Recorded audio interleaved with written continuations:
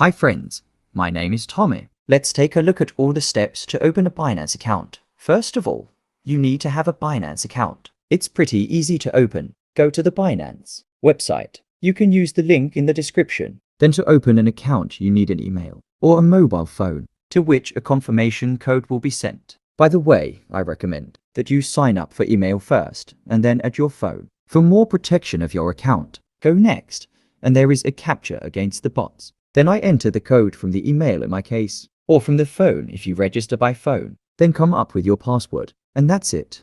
The account is open. The next step is to go through verification. The verification process is typically swift, taking just a few minutes of your time. However, after completing the process, you'll need to patiently wait for approval. This usually occurs within 24 hours, allowing you to proceed with full access to Binance's wide range of features and services. For verify account, enter your full name, date of birth, and residential address. Ensure that the details you provide match the information on your identification document. Prepare your passport or a government-issued ID card. You will need to take a picture of both sides of your document. Then take done. This is a standard process for any financial institution. Then I recommend you set up two-factor authentication in your account. To do this, open the security section, and you will see the line phone number. Click Manage to bind the phone. After that, a confirmation code will be sent to your email. Then you will be able to enter your phone number, and then enter the code that will come to your phone. That's it. I also recommend for everyone to install the Google Authenticator.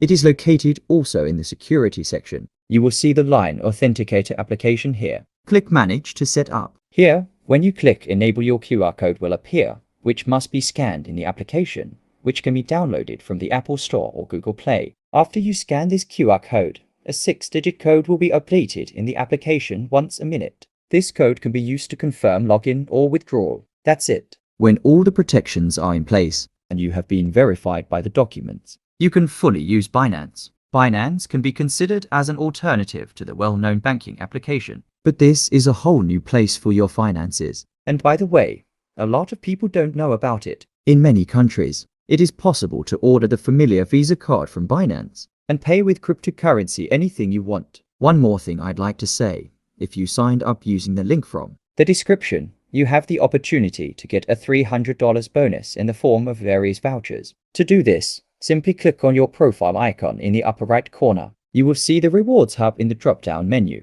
This is where you will find all the rewards for signing up, but you will only have a week to complete some tasks and collect OK.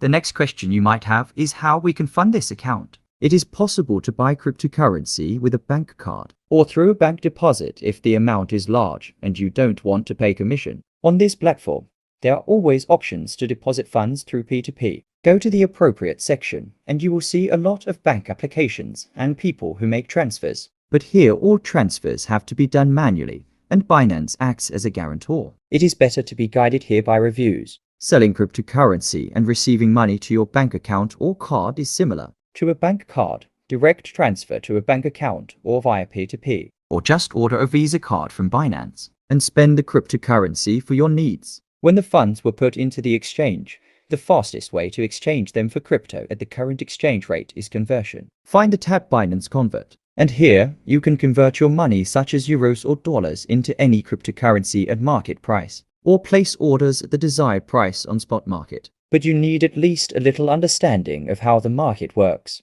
that the order will be triggered when the market price is the same as in your order. You can also deposit cryptocurrency that you bought on another exchange or handed to you, for example, by a friend. But pay attention to the choice of network when depositing cryptocurrency. It must be the same one in which the transfer is made. Otherwise, the transfer can get lost. When the desired cryptocurrency for the deposit and network are selected, you will receive a personal unique wallet number. You can deposit crypto to Binance, then sell it and withdraw it to your bank account. After buying cryptocurrency or transferring to Binance, you will be able to see your balance in crypto and its value in dollars. You can find this information in dashboard of your account. It will also show the statistics of price changes in dollars over time. And if you bought cryptocurrency on an exchange, but you want to keep it in your personal wallet, you can go to the wallet of the exchange and withdraw it. To do this, select the cryptocurrency you want to withdraw. Click Withdraw and enter the address and network of the wallet to which you want to send and how much coins.